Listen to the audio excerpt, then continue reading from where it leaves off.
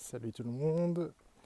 J'aimerais revenir sur la question que je vous avais posée il y a quelques vidéos sur c'est quoi aimer et comment est-ce qu'on se sent aimé.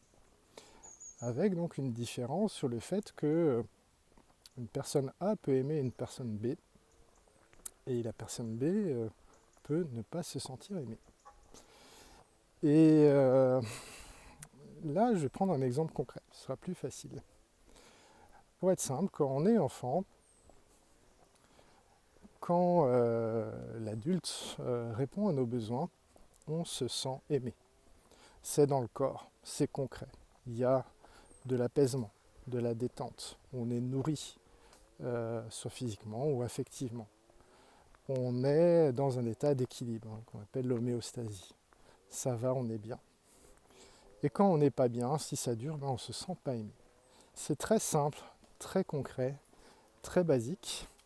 Et je vous propose d'appeler ça l'amour comme émotion ou sensation. Donc c'est un état plutôt instantané. C'est quelque chose qui ne dure pas. Et c'est notre point de repère quand on est enfant. Et à côté de ça, j'aimerais proposer un autre concept de l'amour qui serait l'amour en tant que projet ou que motivation.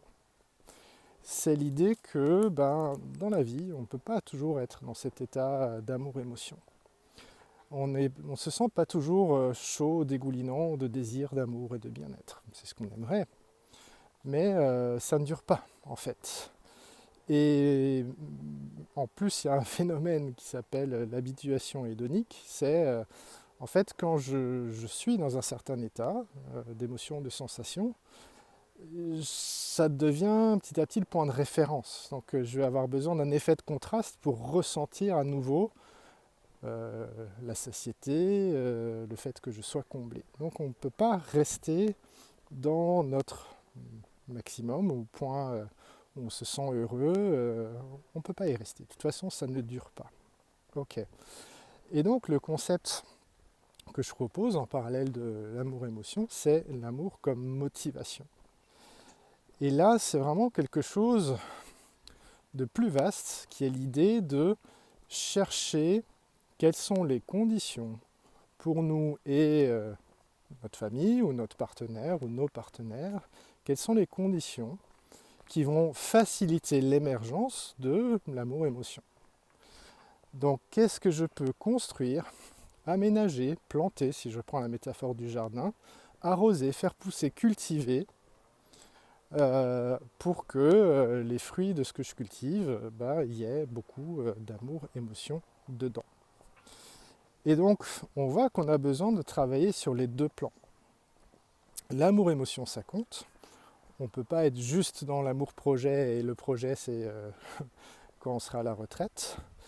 Et puis, on a besoin d'anticiper, de jardiner, parce que comme sur Terre il y a des saisons, dans notre vie il y a des moments où c'est un peu l'hiver, où il n'y a pas grand chose, c'est un peu le désert.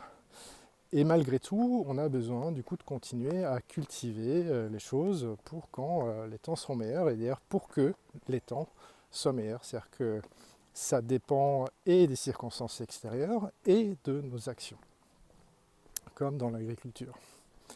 Et là, je parle d'agriculture biodynamique, manuelle, paysanne, voilà, la bonne version de l'agriculture, celle qui est faite pour que l'humain soit connecté à lui, aux autres humains, à la nature, quoi. Même si c'est une métaphore, c'est cette idée-là de connexion. Donc voilà, ça vous fait quoi d'avoir ces deux concepts d'amour, l'amour-émotion, quelque chose d'instantané, on se sent bien, ça dégouline de bonheur, de plaisir, de désir, et l'amour comme projet, comme cadre en fait, comme réceptacle dans lequel va y avoir, on espère, suffisamment de moments d'amour et émotion.